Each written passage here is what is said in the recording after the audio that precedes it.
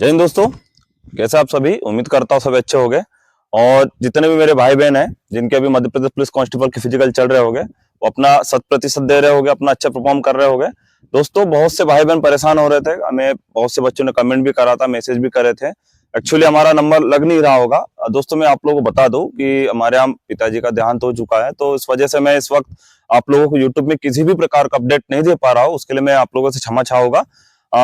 और अभी अपन डिस्कस करेंगे बहुत से चीजों के बारे में, क्योंकि मैंने अभी वहां से जो हमारे साथ के जो भैया लोग भाई लोग जो ड्यूटी लगी है, साथ में हमारे जो आला अधिकारीगण जो वहां पे अभी ड्यूटी कर रहे हैं, आप लोग जहाँ पे फिजिकल हो रहे हैं, तो मैंने उनसे भी चर्चा करा। तो बहुत से बच्चों को कहीं ना कुछ बहुत सारे डॉक्यूमेंट्स है। सबसे पहला तो रोजगार पंजीयन है। ठीक, रोजगार पंजीयन के बाद दूसरा अगर हम दस्तावेज की बात करते हैं तो उसमें आपका है ईडब्ल्यूएस का सर्टिफिकेट, और साथ ही में इसमें मूल निवास है ना, और साथ में और भी बहुत से तमाम आपके जितने भी डॉक्यूमेंट्स होंगे, मैं उस संबंधित अपन बात करेंगे कि को अपन सीक्वेंस में चर्चा करेंगे।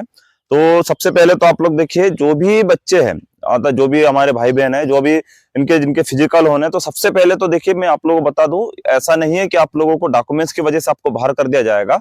आप लोग बिल्कुल ऑफकोर्स जाइए और अपना जो 100% वहां पे परफॉर्म करें, क्योंकि आपकी जो डीवी है ना, डॉक्यूमेंट्स वेरिफिकेशन, वो फिजिकल के बाद हो रहा है। ठीक है, तो आप लोग सबसे पहले तो माइंड से ये बात को निकाल दीजिए कि आप लोगों को फिजिकल नहीं देने दिया जाएगा। ठीक, अगर मान लीजिए उसके बाद भी आपको अमान्य कर दिया जा रहा है या फिर डॉक्यूमेंट्स में आपको बाहर किया जा रहा है, तो आपको उस कंडीशन में आपको क्या करना है, मैं तमाम चीजों के बारे में आपको बताऊंगा। पहले चलो अपन सीक्वेंस से कुछ बात कर लेते हैं कि डॉक्यूमेंट्स के बारे में। तो देखिए, पहले सबसे बड़ा अगर इस बार समस्या वाली बात है तो आप लोगों का रोजगार पंजीयन। तो देखिए, इसमें आप लोगों को साफ साफ उसमें दिया गया है एडमिट कार्ड में भी, और जब इसका जो रूल बुक आया हुआ था उसमें जो नियमावली आई थी, तो उसमें दिया गया था कि आपके जितने भी दस्तावेज है आपको 10 जुलाई 2023 के पहले पहले की चाहिए। अर्थात ये आपकी लास्ट तिथि थी, आपकी अंतिम तिथि थी फॉर्म भरने की। तो फॉर्म भरने की जो अंतिम तिथि है दोस्तों, उसके पूर्व के जितने भी डॉक्यूमेंट्स आपको उसमें चाहिए रह गया था। तो रोजगार पंजीयन में समस्या क्या आ रही, तो अगर देखिए आपके पास रोजगार पंजीयन 10/7/2023 के पहले का अगर आपके पास है, अगर वो एक्सपायर भी हो चुका है तो कोई दिक्कत नहीं है, आप जो आपके पास पुराना उसको ले आइए। ठीक, अब दूसरी कंडीशन क्या हो रही है, अगर मान लीजिए आपके पास वो रखा है और आपने नया भी बनवा लिया हो, उदाहरण के लिए भी मान लो कि आपने 2024 में बनवा लिया हो, तो आप दोनों रख लीजिए, कोई दिक्कत नहीं है। बस शर्त यह है कि आपको 10/7/2023 के पहले के आपको रोजगार पंजीयन चाहिएगा। अब मान लीजिए आपके पास वो नहीं है, ठीक, और आपको डॉक्यूमेंट्स में बाहर कर दिया जा रहा हो, तो आपको क्या करना उस कंडीशन में। देखिए, आपके पास वहां पे ना समिति बैठी होती है, चयन समिति बैठी है, वहां पे श्रीमान डीआईजी महोदय बैठे होते हैं, तो आप उनसे अपील कीजिए।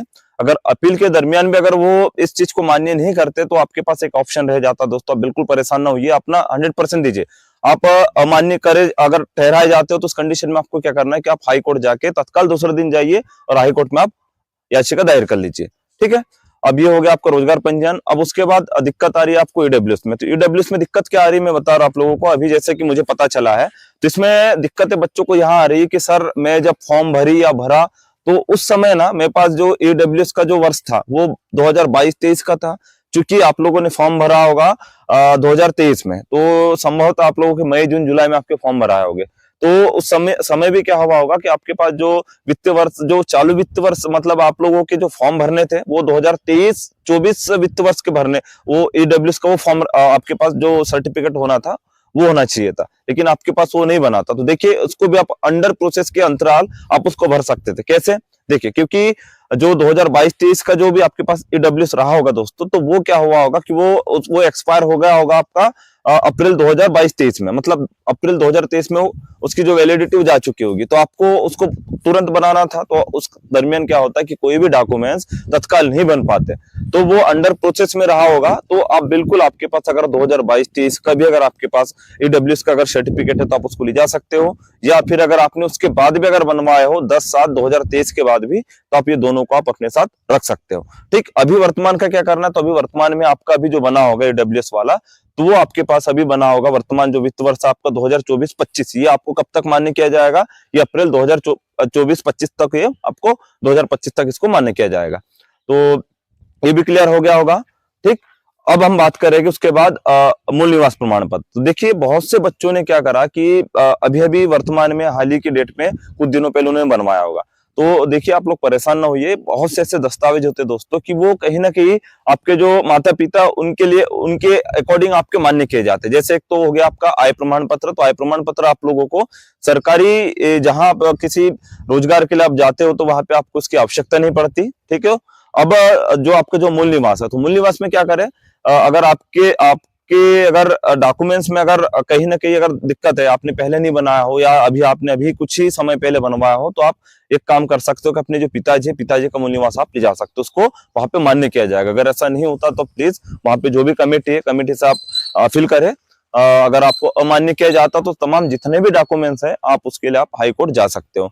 बाकी जो जितने भी डॉक्यूमेंट्स वगैरह, अब मैरिज सर्ट जो जिनके अगर ऐसे विद्यार्थी जिनके अगर विवाह वो विवाहित हैं और उनको क्या करना, तो देखिए अगर उनके पास उनके बच्चे हैं तो उनका आपको आपको जो सर्टिफिकेट है, जन्म प्रमाण पत्र आपको ले जाना पड़ेगा। और जो होमगार्ड वालों के लिए हमने बता दिया था इसके पहले भी, और जो एक्स सर्विसमैन है उनके लिए भी हमने आपको बता दिया था कि आप डिस्ट्रिक्ट बोर्ड रहता है वहां से आप अपना सर्टिफिकेट बनवा लीजिए, ठीक है। और जो होमगार्ड वाले उनके लिए हमने बता दिया था कि आपको 3 साल का अनुभव सर्टिफिकेट लगेगा।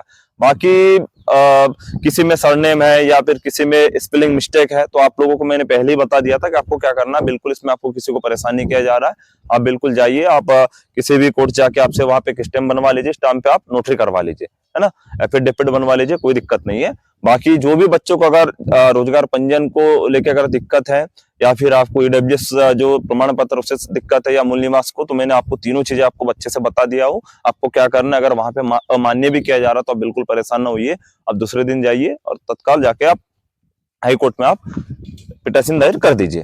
तो मैं आपको नंबर दे दूंगा, अभी हो सकता है कि मैं कुछ दिन और आप लोगों को उपलब्ध ना रहूं, क्योंकि अभी बहुत से अभी ऐसे प्रोग्राम्स वगैरह होने हैं। तो मैं हो सकता है दोस्तों कि आप लोगों के साथ बहुत जल्द मैं आप लोगों को ग्राउंड का एनालिसिस बताऊंगा कि आपका क्या स्कोर हो रहा है, किस ग्राउंड में कितने स्कोर जा रहा है, किस बच्चे का कितना स्कोर हो रहा है। तो तमाम चीजों के बारे में अपन बहुत जल्द चर्चा करेंगे। मैं बहुत जल्द कोशिश करूंगा कि आप लोगों के साथ मैं रूबरू हूँ।